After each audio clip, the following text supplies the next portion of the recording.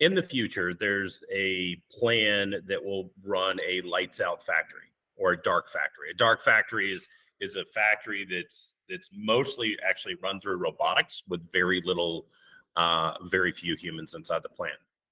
Until we get there, humans are very much a part of the equation, and still will be part of the equation then, but at least for the time being, very, very much part of the equation. So digital enablement is our attempt to create greater value within our people, whether that be through how can we make data and information spatially relevant to a person so that they're not having to learn from a database, they learn from their environment around them, to augmented reality in training development and execution, because perfect practice makes perfect, to the ability to analyze data from a human source, and being able to analyze that much faster.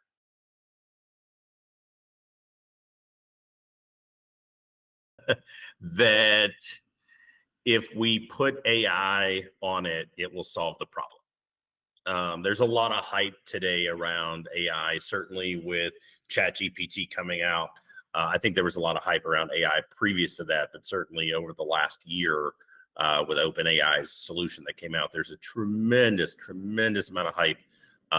Each conference I go to, each webinar I attend, if there's AI in the title,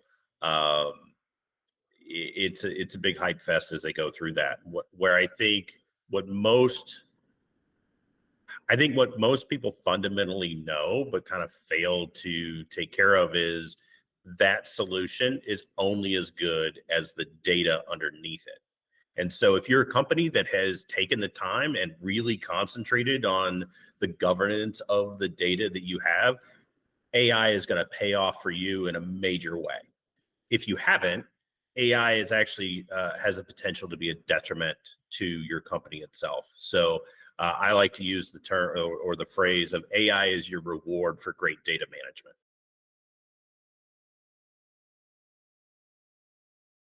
Yeah, so I mean, of course, AI is out there. AI has actually been used in biopharma for quite some time, especially in the drug discovery phase, right? Not so much in the manufacturing side, and that's where a lot of my work is. But one of the reasons we were able to deal with the bio threat of COVID was a lot of the machine learning technologies that BioNTech and Moderna had in their R&D process.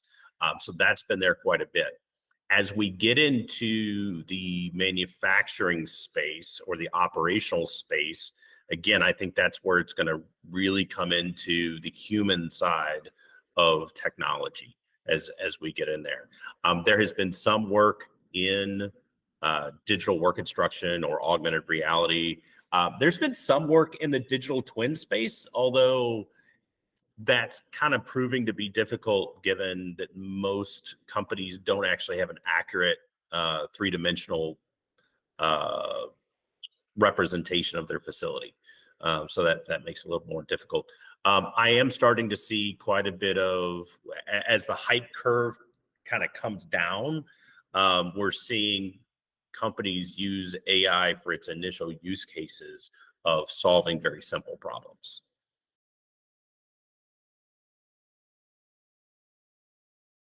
So as when we look back in history of technology as we go through it, right? So you'll hear terms of industry 4.0, that's a big thing, or industry 5.0, as we progress into that space. But 1.0 was simply mechanized agriculture, right? It was standardization of mechanized agriculture. 2 was the assembly line and interchangeable parts. Ford made that famous in his manufacturing plants. 3 was computers and what we really call like single loop controller types. Think of one processing unit monitoring one data point and controlling that one data point. As we get into 4.0, this really gets more complicated. With that complication, historically, we just haven't had the ability to, from a computational speed perspective, we haven't had the ability to analyze that in real time. A good friend of mine is a computational biologist, and they model up proteins, and then they try to get 100 milliseconds of how that protein moves. 15 years ago, that took 3 months on a supercomputer. Today, that happens in minutes, right? So that computational power is really helping it get there. And I think with that and the combination of natural language processing and large language models, we're not only seeing the computational speed increase and getting much faster answers, but those answers are now have the ability to be communicated back to us in a language that we're fluent in. And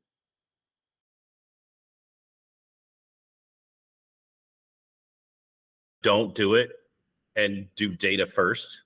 I mean, that's really, start with what are our data sources? Where are we trying to get to? How clean are our data sources? In my previous work as a reliability engineer, a lot of clients would come to me and say, "Oh, we're having a reliability issue. Can you come help us solve the problem?" And you get in and realize it's just a big data problem that they have. The reliability analytics can only handle so much if the data is not there. So data being a big piece, number one. Number two is small pilot projects. A lot of small pilot projects that actually still drive value. That's something that internally at the company I've had to work on of, can we use computer vision AI to read engineering drawings? Can we use large language model chatbot to interact with our knowledge management system? Those are fairly simple projects to go down to prove value. And then number three is broad education through the organization. It's been a big focus of mine of getting as much information out there to the company as possible, not only around digital technologies, but around data itself and data science as we get there.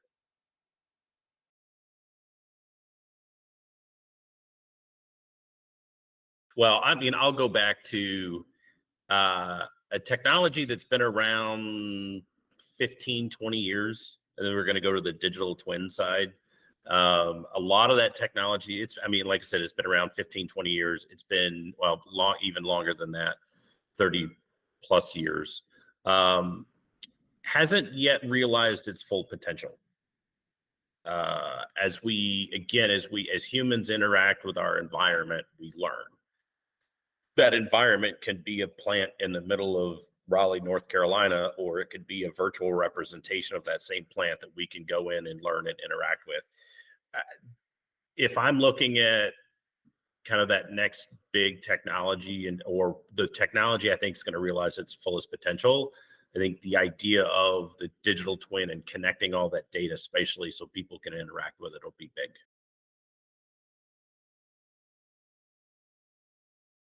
The biggest part is data. I'm gonna, any client that comes and wants to work on AI and big fancy. I mean, everyone's chasing that. Excuse me. Everyone's chasing that golden ring, right? As we go through it, AI has the potential to solve tremendous amounts of problems for us. However, it can cause just as many if we don't concentrate on the data. Holes in our, I give this example to a lot of people. Drive a car up to a traffic signal and it's red. You look to your left and no one's coming. Do you turn right? And most people will say, yes, of course, you can make it right on red. You're good. And then you get pulled over by a police officer. And the reason is because there was a sign up there that said no right on red. But when you went through your decision model, you didn't see that sign. So you made that right turn. The same situation comes up in AI. We try to feed it as much data as we can. There's data quality issues as far as accuracy, but there's also data quality issues as far as gaps.